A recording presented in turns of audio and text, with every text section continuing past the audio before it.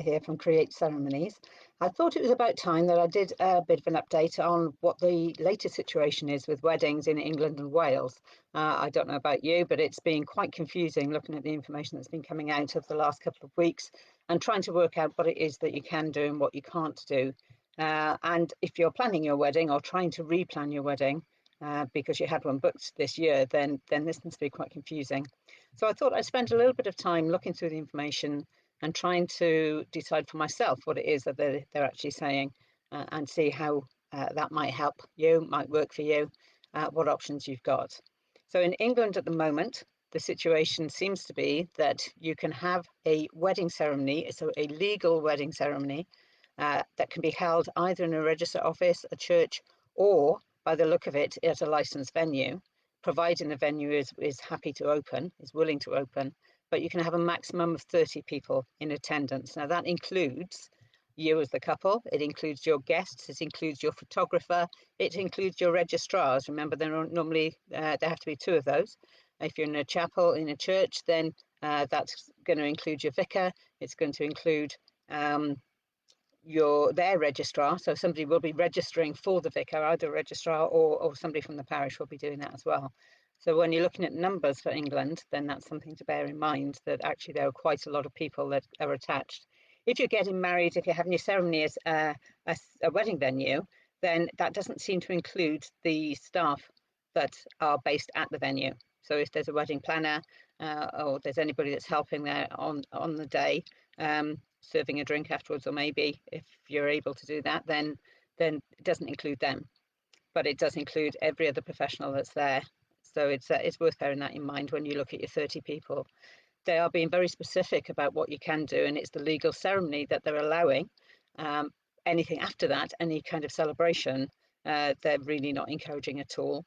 So that seems to be then that it's going down to a very restrictive policy of the numbers of people that can meet, that it would need to be outside. They're very specific about what you can do within the ceremony in terms of it not connecting with food and drink unless it's an integral part of the ceremony, that there shouldn't be any live singing, shouldn't be live music. So that's going to influence what your choices are if you're having a wedding in England. In Wales, it's a different situation again. So over here at the moment, the restrictions seem to be saying that you can only have a legal ceremony either in a register office or in a church, and that licensed venues aren't a possibility at the moment. Though there was something that was said towards the middle of the week, I think, about licensed outside venues being able to be used. And that's a really niche group. I did a bit of looking around, because certainly as a registrar, my understanding was that any licensed venue had to have 3 walls and a ceiling and be a permanent structure. And I couldn't quite see how that would equate to outside licensing. This seems to be applying, this is the way they're getting round, if you like, the opportunity of using things like a bandstand or a gazebo that's been built specifically for the purpose of conducting a ceremony. And the idea with those being that the couple, the registrars, and the 2 witnesses are encased within that structure, whatever the structure is, and then all of the guests are outside of that. So it looks like there's a possibility of that happening, but I can't find anything written down about it yet. So we'll keep an eye on that one to see whether that becomes more formalised and a bit more clear in quite what it means.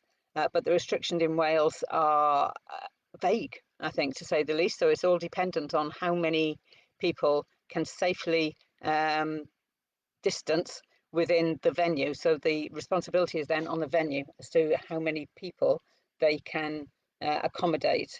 And if you're looking at registrars, so in register offices, this seems to be quite changeable. I think much of the problem at the moment is that everybody's interpreting the rules slightly differently, or in their own way, shall we say. So certainly one couple I was talking to recently was saying that the numbers they've been told for their wedding in September was down from 70 to 12, that they can't do an exchange of rings, that they can't have a photographer.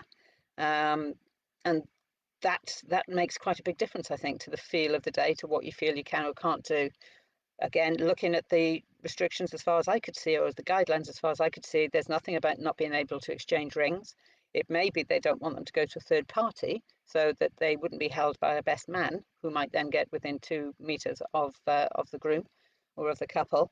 But there's nothing to stop, I wouldn't have thought, the groom carrying the rings himself, and therefore being able to do that. But certainly in that particular area, the registrars are saying no to an exchange of rings. So it's a really good idea to have a conversation with your registrars about exactly what it is they're interpreting the rules to mean, and what restrictions that will put on your day if you're having a legal ceremony at a register office. Again, likewise with the church, they may well have restrictions on the numbers that they can get in. Pew seating is much more difficult to socially distance than loose seating, where you can actually move things around a bit more flexibly, because you end up losing 3 pews behind any seats that people are in, and it makes it trickier to sit in family groups as well. Also, it does seem that some places are allowing people to sit in family groups and therefore not to socially distance within those groups, where the other places are socially distancing everybody. And then that negates the number, or brings the number right down, if you like, because obviously 2 meters around every single person takes up an awful lot more room. So it's worth thinking then about what you want your ceremony to be, and whether you want to separate things out a bit. Obviously, we don't know at the moment how long the whole COVID situation is going to last. As a celebrant, I'm desperate to get back out there and to start conducting weddings again, but I'm not in a position to do so. So because the ceremonies I do aren't the legal section of the ceremony, that's not a possibility for my couples as yet. But there's nothing to stop you separating out the two parts and having a small legal ceremony as soon as you can. So on the date that you've booked it, or on a date as soon as you're able to process it, and having that as a very small but legal administration, if you like. So you've done that section of the day, and then replanning the day that you actually want with all of your family and friends there, where you are free of restrictions, or freer of restrictions, where we've got more options and more choices, and to actually build that in quite flexibly going forward, to kind of go, well, this is my ideal, this is what I would ideally like, but I've got options here. That certainly doing something outside is going to be a better option. We're more likely to get to being able to have larger gatherings in an outside space than in an inside space. And you get the confusion, I suppose, at the moment between the fact that you can go and sit in a restaurant with a whole bunch of people that you don't know, socially distanced, but you can't sit in an equivalent space with a whole load of people that you do know, even being socially distanced, to celebrate your wedding, which is a bit frustrating, I think. I'm presuming that that is around the fact that if you all know each other, or you're all there to celebrate together, then people will be wanting to talk to each other and go to each other's tables and maybe exchange seats and do that kind of thing. Whereas if you're in a restaurant and you don't know anybody else that's around you, you're just going to stay in your table, in your grouping. So it's trying to look at different things that you can do and different ways that you can actually separate out the two sections. It's worth talking to the registrars if you've got a wedding already booked. Certainly, the person I was talking to was saying that the ceremony they were being offered was going to be shortened. As I say, couldn't do an exchange of rings. Was going to be much more limited, and yet they're going to be charged the same amount of money for it. So and going down from 70 guests to 12. That's quite a big change. It's worth considering then maybe doing what's classed as a 2x2. So old style, if you like, old style register office ceremony, where the two of you, two witnesses, the registrars, and you have a set ceremony. So you don't have options as to what your vows are going to be. They're set for you. It's a basic ceremony. They will be lovely because they're all written in a very romantic, beautiful way. So it will be a lovely ceremony, but it will be shorter. It will be restricted, but it's an awful lot cheaper quite often than actually paying for a ceremony where you're supposed to have choices that maybe you no longer have. So it's worth contemplating that, having a think about it, having a chat with your registrars about what their interpretation or their council's interpretation of the rules are. Or it may also be the registrar's registration service that are creating those guidelines as well. It's tricky. It is really tricky. I think as a celebrant, I'm used to couples separating out the two parts of the day. And I did it when I got married. We had two separate ceremonies. We had to register off a ceremony because we had to do a legal one. But for us, our wedding day was our Buddhist ceremony. That was where we were exchanging vows that were meaningful to us. Now, that's not to say that I didn't enjoy my register office wedding. I did, and it's given me a reason to have 2 dresses on the day and 2 lots of presents ever since, because we haven't quite let go of that date. But for us, the main focus, and the event, if you like, the ceremony we wanted everybody to witness was our Buddhist ceremony, which happened about 6, 7 weeks after, because I was getting frustrated trying to organise two events at the same time. So for me, it's not an unusual idea. It's not a strange concept to think about separating out the administration of a marriage, which is what you do with the registrars, and then having a day that speaks about me, that talks about me, that's all about what's important to me, or us, obviously, as a couple. And to having that day separated out by weeks, as it is, I say, I get to celebrate both of them, but our main focus is always on our Buddhist ceremony. So the later date, that's where we would say that that's our wedding day. We got married 6 weeks earlier, but our wedding day, when we celebrated with everybody that was important to us, happened later on. So for me, that's not a big step. I know for other couples that is quite a change, because the concept that we're sold these days is very much about having everything in the one day and having it all. That you have uh, the most important part of the day, if you like, is the celebration that you have, as opposed to the ceremony.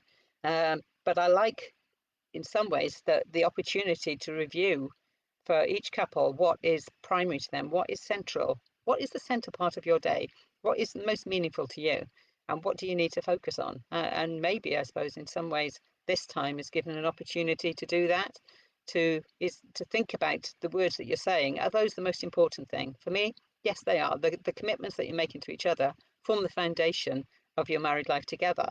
And therefore, that ceremony is the center of your wedding day. Uh, Quite often, it gets almost in some ways pushed to one side. The registrars are telling you what you're going to say. You get maybe a few options about which version you're going to go for, a few options of which vow you're going to go for, but effectively it's all written down there. I like the possibility of something being more meaningful, that actually those things that are important to me are the things that I'm committing to do. Those things that aren't important to me aren't part of the day.